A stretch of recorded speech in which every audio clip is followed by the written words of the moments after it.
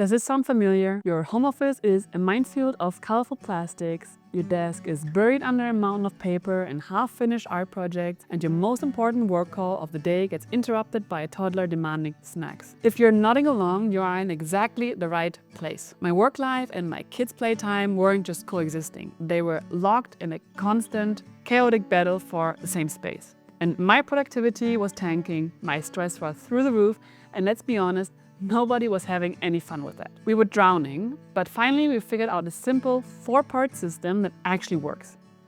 It brought sanity, productivity, and peace back to our home. And today I'm going to show you exactly how we did it, step by step, so you can do it too. So let me get real with you about the before, because I have a feeling it's going to sound very familiar. My desk was supposed to be command central for my job, but I was also the designated landing strip for every rock, leaf, glitter-covered thing my kids dragged inside. The interruptions were non-stop. Not because my kids were being naughty, but because there were zero clear boundaries between their play and my work. Their world and my world were just a jumbled, disorganized mess. I felt like I was failing at my job and also being a present parent. I was constantly shushing them, and they were constantly frustrated by my divided attention. And let's not talk about the room that was just a physical form of that stress. So it wasn't just about the mess, it was about the mental clutter. I couldn't focus on a deep work task for more than 10 minutes without tripping over a toy truck or being asked to settle a fight over whoever gets the green marker. We knew something had to give. And we needed more than a quickly tidy up, we needed a system. One that would work for me, a professional who needs to focus, and one for them as kids who need space to play and create. And that's what led us to our 4 pillars of our new organized life. All right, pillar 1. The first thing we did, and honestly, this was the biggest game changer, was to create zones. This is the foundation for everything else. It's a simple idea. Even if you just have one room, you can create clearly defined areas for different activities. And this helps everyone, especially little ones, understand the purpose of each space. And to get this right, we didn't build a wall, but we could have as well, because for the effect it had. We just used furniture and a large area rug to visually and physically divide the room. One side became a dedicated work zone. This is my space, my desk, my chair, my computer, and all my work stuff lives here. And the rule is simple. If it's on this side of the rug, it's part of the office. The other side of the room became the creative zone. This is their space, and it has a small craft table, and the toy storage, and a comfy spot for reading. The visual cue of that rug is incredibly powerful, because they know that when I'm in my zone, I'm focused on my work. And when they're in their zone, they're having the freedom to play without me hovering or being worried they're going to spill juice on my stuff or whatever. To make it clear, we used color. My work zone is neutral and calm. Their creative zone has pops of bright and fun colors. This simple act of creating boundaries didn't just organize our stuff, it also organized our time and our interaction with each other. It's like a non-verbal cue that says, this is for focus and this is for fun. And it has drastically cut down on distractions. A zone is only as good as its storage. So the second pillar was implementing a dedicated and also most importantly, an accessible storage for everyone to use in this room. And this isn't about buying a bunch of cute bins, it's about choosing the right containers and putting them in the right place. For my work zone, the goal was efficiency. I got some vertical file holders to get papers off my desk, I used drawer organizers to finally give every pen, paper clip and charger home. And for any parent, this is the key, I got a small, lockable filing cabinet for important documents and supplies like staplers and scissors that are definitely not kid-friendly. And also as a side note, going paperless is also an amazing strategy. Scanning important documents to a secure cloud folder can eliminate a ton of physical clutter from the start. For the kids zone again, the philosophy was the exact opposite of mine. It had to be super accessible and encourage their independence. So we got some shelving that is just as high that they can reach it, and they were filled with some bins they could also reach on their own. The key is the bins have to be low to the ground so the kids can easily grab it when they want to and put it also back themselves. Each bin has a picture label of what goes in there, one for blocks and one for art supplies. So this system empowers them to both find what they need and just as importantly clean up after themselves. And also it gives them the ownership, and you would be surprised how much pride they take in keeping their little area tidy. If you're already getting ideas for your own space, do me a favor and hit that like button.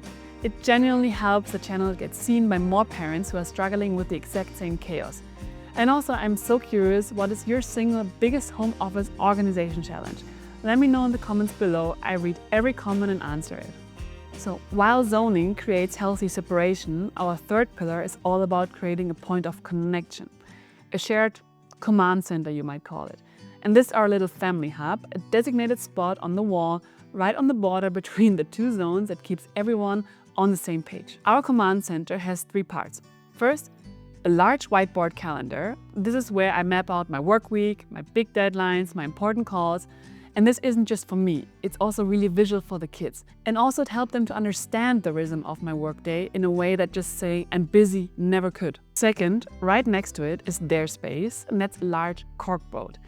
This is where we hang their latest artwork or school announcement and photos. It gives them a place of pride to display their creations, which means they don't end up taking over my desk. It says that their work is just important as my work. And third, we have a simple wall-mounted organizer with labeled pockets for things like incoming mail, school forms, and even a slot for great ideas. And this little organizer stopped the endless paper pileup on every flat surface. It's our family's inbox and also its outbox, all in one spot, and it has been a total game changer for keeping us organized and connected. And finally, the last pillar is the secret sauce. It's what makes the whole system actually stick. Because let's be honest, all the zones and bins in the world won't work if you don't have a routine to maintain them. So the idea of a massive weekly cleanup is just too overwhelming. So we started the so-called closing shift.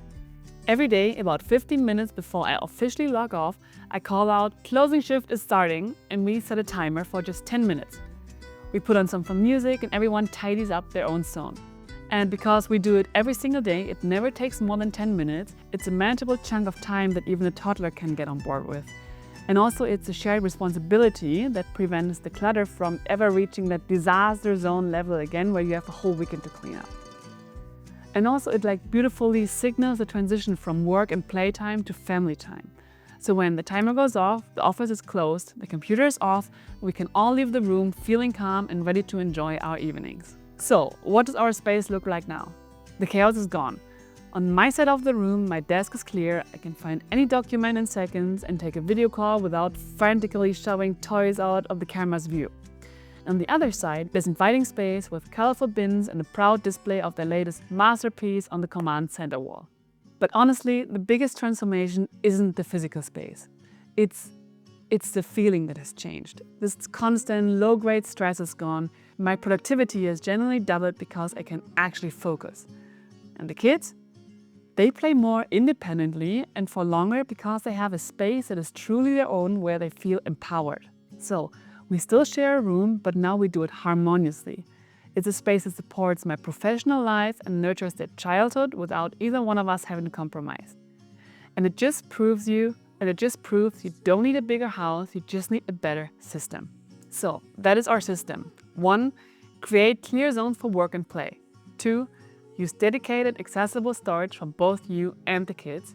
3. Build a shared command center to stay connected. And 4. Make it an all-stick with a daily 10-minute closing shift. This system didn't just give us a clean room, it gave us actually back our focus, our peace, and our family time. It's a simple process, but it has made all the difference. Thank you so much for watching. If you found this helpful, please consider subscribing for more real-life tips on balancing work and family. I've put links to some of the type of organizers we talked about in the description below, so now you can go reclaim your space. You can do this.